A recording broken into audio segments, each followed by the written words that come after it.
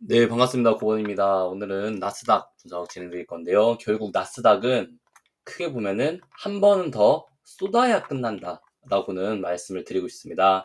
자, 나스닥 같은 경우가 직전에, 자, 이때가 언제, 자, 트럼프가, 자, 우리 지금 관세 협상할 수 있어 라는 이슈로 나스닥이 12% 급등이 나오고 나서 이후로 상승이 절대 진행되지 못하고 있는 구간이에요. 직전에 추세상단 돌파하지 못했고 이번에도 지속적으로 추상단 돌파하지 못하면서 이 보시면은 21선이에요. 빨간색이. 이 빨간색 21선을 돌파하지 못하고 있는 이 모습들은 무엇이냐면은 결국 현재 증시가 우리가 상승장으로 여지지 못하고 있다라고 볼 수 있는 부분들이 있고요. 우리가 이 종목들이 하락 추세를 돌렸다라고 할 때는 이런 식으로 V자 반등이 강하게 나왔을 때 하락 추세를 돌렸다라고 하는 것이 아니라 최소 21선이 51선을 다시 한 번 더 돌파하면서 추세를 위로 돌릴 때 이거는 추세가 돌아갔다라고 볼 수 있어요. 즉 나스닥 같은 경우는 지금 구간에서 추세를 돌렸다라는 표현을 쓰면 안 되고 최소 여기서 떨어진 25년 2월부터 떨어지는 추세 상단을 돌파해줘야 하락주 상단을 돌파해줘야 돼요. 그렇기 때문에 최소 19,000포인트 이상은 돌파가 나와줘야 첫 번째로 추세를 한번 돌렸다. 두 번째는 최소 21,000포인트까지는 한번 찍어내줘야 그리고 다시 밀리더라도 이제 다시 한번 더 우리가 추세를 돌리면서 올릴 수 있구나라고 예측할 수 있는 부분들이죠. 즉 지금은 전혀 나스닥이 추세를 돌렸다라고 할 수 없는 부분이고요. 직전에 해당 구간을 지지받고 12% V자 반등이 나온 것은 결국 차트상으로는 기술적인 반등이다라고 볼 수 있어요. 왜냐?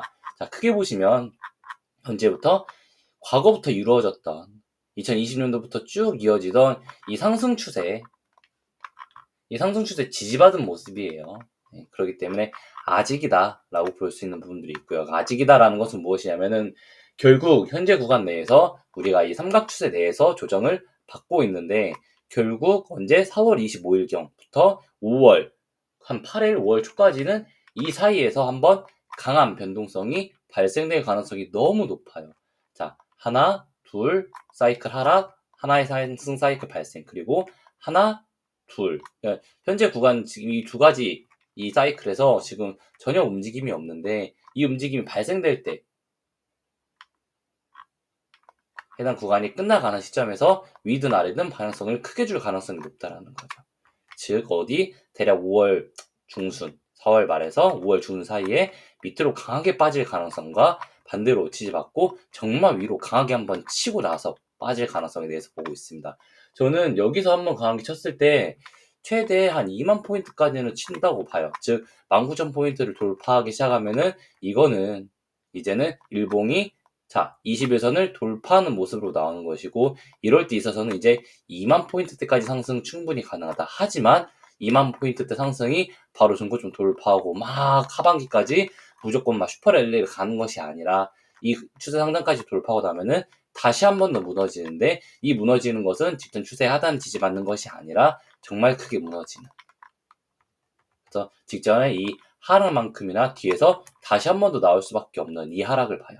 그렇기 때문에 저는 정말 크게 현재 부근에서는 그렇기 때문에 지금 전저점 대비 대략 5%에서 8%대 이상의 조정이 떨어진다라고 볼 수 있고 이거는 제가 저희 텔레그램 통해서 정말 큰 시황이라고 할 때 안내드렸던 부분들이 있죠. 저희 후원자님들을 통해서. 그래서 직전 전저점을 이탈했을 때 최대한 5% 이상 빠질 가능성이 존재하고 이럴 때 있어서 우리가 꼭 레버리지를 매수하자라고 이야기하는 것도 결국 이런 패턴 때문이에요. 결국 크게 보시면은 A, B, C로 떨어진 이 패턴이 종결되고 난 이후에 그래서 여기서 이 하락이 종결되고 난 이후에 이후로 돌아가는 이 패턴까지 발생되고 나서야 이후로 정고점이 돌파하는 흐름들이 7월, 8월 이때 나온다는 거예요. 그래서 제가 7월, 8월 이후로 올라간다는 게 이 이야기를 하는 거고요. 결국 이런 식으로 움직일 가능성이 존재한다. 하지만 여기서 당장 상승이 나오지 못할 정도로 힘이 약하다면 결국 삼각추세 내에서 횡보가 나오다가 밑으로 빠져버리면 다시 한 번 더 동일하게 강하게 빠지고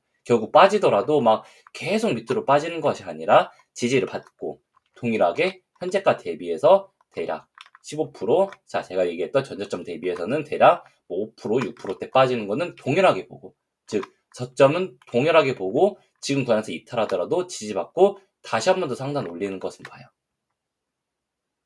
그리고 해당 상단은 자, 19,000포인트에서 최대 20,000포인트까지 올라갔다가 이 구간 내에서 박스권 횡보 나오면서 바닥을 다질 가능성이 존재하고요. 즉 지금은 바닥을 다진 것도 아니고 추세를 만들고 있는 자리도 절대 아니에요. 그래서 제가 언제였죠? 이때 이날 4월 9일에 아침에 급하게 방송 찍으면서 뭐라 했었냐면은 자, 절대 매수하지 말아라. 급하게 생각하지 말아라. 절대 자, 이 지금 구간에서 무리하게 매수하지 말고 돌파 나오면 매수하고 그러지 않으면은 홀딩해라 라고 말씀드렸어요. 실제로 많이 빠진 구간이고요. 그래서 우리가 어떤 종목을 매수할 때 급하게 따라갈 필요가 없다라고 좀 생각은 하고 있습니다. 이게 언제냐면은 이게 2018년도 그리고 2019년도 초 딱 미중 무역 갈등 때 그 차트예요. 자, 언제 2018년도부터 계속 막 9월부터 계속 막 관세 이슈 였어요. 6월, 9월부터 그러다가 실제로 12월부터 강하게 쏟아졌고요. 10월, 11월, 12월 강하게 쏟아지다가 이때 강하게 반등이 왜 나왔냐면은 대략 11월 말부터 12월 초까지 이거 G20에서 미국이랑 중국이 협상할 가능성이 있다. 실제로 G20에서 우리 협상하겠다. 라고 하면서 반등 나왔어요. 그럼 협상한다니까 호재인데 왜 떨어지는 거야? 라고 하면 왜 떨어졌냐면 결국 실물 경제가 무너졌어요.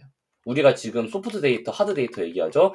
이때 하드 데이터들이 다 무너졌어요. 그러니까 지금 관세 협상은 하고 있지만 이 협상이 완료된 거 아니야. 근데 실물 경제는 무너지고 있어. 그러면은 미국 관세 협상보다 경기 침체가 먼저 오겠네. 와, 큰일 났다. 심지어 기업들 실적이 다 무너지네. 이때 애플이 아이폰 가장 적게 팔 때였고 이때 엔비디아는 사실 뭐 대장주는 아니었지만 이때 엔비디아도 비트코인이 더 이상 채굴력이 좋지 못하기 때문에 우리 뭐 GPU 많이 팔리지 않아 라는 악재까지 들고 올 정도로 강하게 빠지는 시기. 근데 바닥 잡고 올리던 것은 무엇? 결국 파월이 우리 금리 인상 멈출게. 나 이제 금리 인상 안 할 거야. 결국 파월 풋이 나왔기 때문에 반등 나온 거예요. 그렇다면 그럼 지금 증시는 지금 보시면 그리고 자 지금 증시가 그럼 과연 파월 풋이 나올 수 있는 구간인가? 아니에요. 지금 구간은 연준이 금리를 내릴게 할 수 있는 구간이 절대 아니라고요. 즉 반등이 강하게 파월 풋이 나올 수 있는 구간이 절대 아니고 두 번째는 지금 중국이랑 미국이 우리 관세 협상할게 라고 해서 반등이 나오더라도 이후 뒤에서 나올 하드 데이터들이 실제로 관세 악재로 쏟아진다면 밀린다는 거예요. 이거 꼭 우리가 기억하고 가셔야 돼요. 즉 관세로 인해서 우리 관세 중국이랑 관세 시작했어. 이거는 단기 상승 이후로 실제로 막 고용지표가 무너지고 뭐 PMI가 무너지고 PCE가 무너지고 CPI가 무너지면서 증시는 더 크게 폭락할 가능성은 항상 열어놔야 된다는 거예요. 무조건 이건 한번 와요. 이번에 이틀 전에 목요일에 파월이 수요일이었죠. 수요일에 파월이 실제로 연설할 때 나와가지고서 이제 하드데이터 무너질 일만 남았다. 고용지표 안 좋을 일만 남았다. 정말 안 좋은 얘기 많이 했어요. 그러니까 목요일에 트럼프가 부랴부랴 파월 해임시켜야겠다. 그런 얘기 나오는 거고요. 정말 조심하셔야 됩니다. 이 구간 내에서 결국 언제 협상이 끝났냐면은 5월달 2019년 5월달에 미국하고 중국은 관세 협상 결렬됐어요. 그래서 증시가 다시 한 번 더 충격을 받고 쏟아지는 구간 나오고요. 그러니까 미국이 관세 협상한데 와 호재네. 이 호재 물량은 단발성이고 이 호재네라고 매수했던 사람들은 결국 자기 본전 나중에 언제 오냐면은 한 1년쯤 뒤에나 찾으러 간다는 거예요. 그래서 무리해서 우리가 이 21선, 51선 돌파하지 못하고 추세 돌리지 못하는데 매수를 무리해서 포모가 온다고 하는 것은 정말 위험하다. 이 구간에서 추세 돌파하는 거 보면서 천천히 매수했어도 수익률 18%, 20% 나와요. 근데 정말 내가 찐 바닥에서 제대로 매수해서 끌고 가면 27%, 28%겠지만 그게 아니라 내가 포모감에 XXL이 하루에 15%씩 오른다고 해서 포모 가지고 매수했다가 지옥 간다고요. 지금 보조지표 보시면 아시겠지만 현재 과거 하락장에서 자 스토캐스틱이 정말 제대로 맞아요. 자 스토캐스틱이 정말 제대로 맞죠.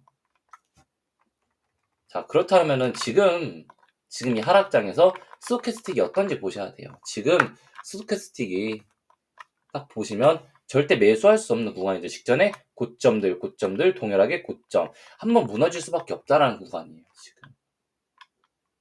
그래서 결국 뒤에 큰 하락 우리가 열어놓고 대응해야 된다 꼭 말씀드리면서 자 단기적으로 반등이 이번에 바로 출연하지 못할 것이고 아까 말씀드렸던 것처럼 스토캐스틱이 지금 일본 기준에서 과열권이기 때문에 개인적으로는 17,350포인트까지 한번 밀어냈다가 반등 결국 출연하지 못하고 밑으로 미는 그림 보거나 일단 17,300포인트 보고 나서 그 다음에 이 상승이 강하게 돌파가 나와준다면 즉 미국하고 중국이 우리 관세 협상할 거야 라는 이슈가 1주 2주 내로 온다면 반등 나와요. 분명히 빔 한번 나오면서 강하게 상승 나온다는 거예요. 하지만 얘네가 협상을 한다고 해서 협상이 끝나는 것이 아니라 당연히 5개월, 6개월 이상 협상한다는 것을 우리가 기억해야 됩니다. 러우 전쟁도 아직도 협상 중이고 심지어 저기 하마스하고 중동 전쟁도 아직도 협상 중이에요.